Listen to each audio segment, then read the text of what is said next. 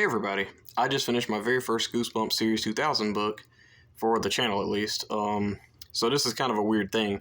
I've actually officially read every Goosebumps Series 2000 book.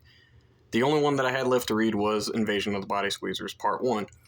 But I don't remember all of them as years passed.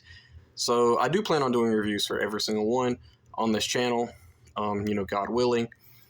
But yeah, Invasion of the Body Squeezers Part 1 was one that I wasn't really looking forward to reading anyway. I've had this on my TBR for probably like 5 years at the most, or at the least.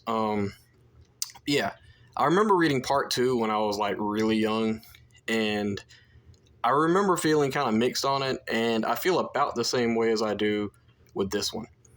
For those of you who don't know, on the Series 2000 books, there is this thing that I really want to show off. See if I can do it with one hand. Let's see. One thing that I really love about this series is the fact that it actually has like a little small picture at the end of every book with like a certain monster hand or whatever, like whatever the villain is. That one's got a alien hand or whatever. So that's pretty cool. I'll try to remember to show those off as I go. But yeah, the story itself is about this kid named, Jack, I think? Yeah, Jack Archer. He is very into aliens, and he's kind of a weird kid. He has an overactive imagination and all of this crazy stuff. He has a little sister that if he sees something, she sees two of. Like, she competes with him.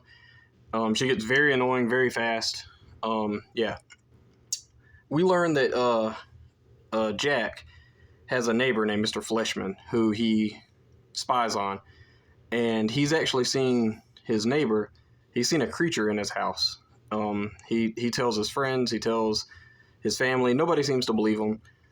And every time he brings it up, his sister says, like, she's seen like two aliens or two monsters or whatever. Yeah. He ends up spying on him, and he really wants to get proof, so he ends up sneaking over and going into this house.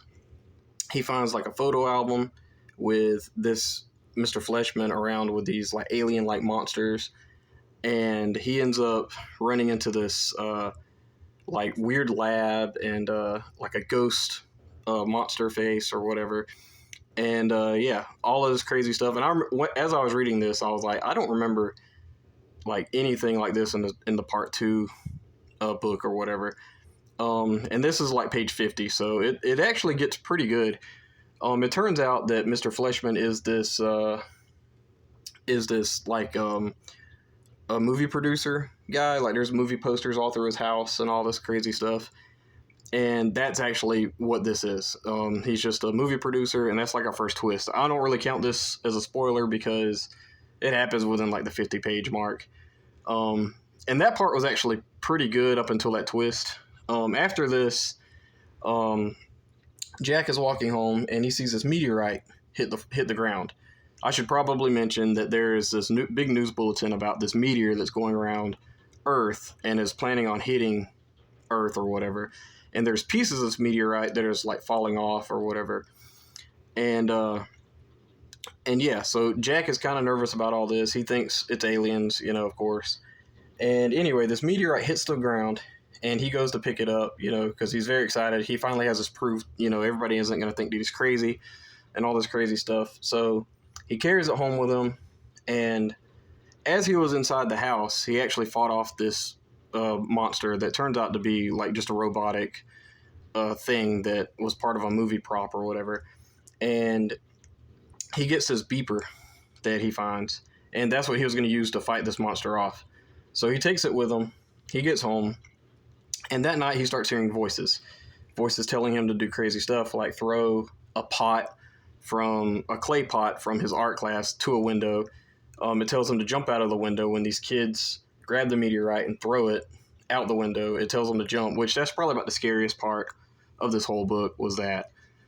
And yeah, and that's about it. Towards the end of the book, something happens with the meteorite that I can't spoil. And that's basically Invasion of the Body Squeezers Part 1. That was like 4 minutes of just basically the book. This book was very hard not to spoil because not a lot happens.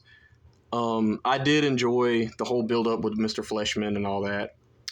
Other than that, this was kind of a miss for me. Nothing crazy. I don't think this was a bad book. I just think it was just very mediocre and just kind of okay. I do plan on reading part 2 next month. That's kind of a spoiler for my TBR for next month. But yeah, Invasion of the Body Squeezers Part 1, I give a 3 out of 5 stars. I didn't think it was an amazing book by any means. The best parts were actually with Mr. Fleshman.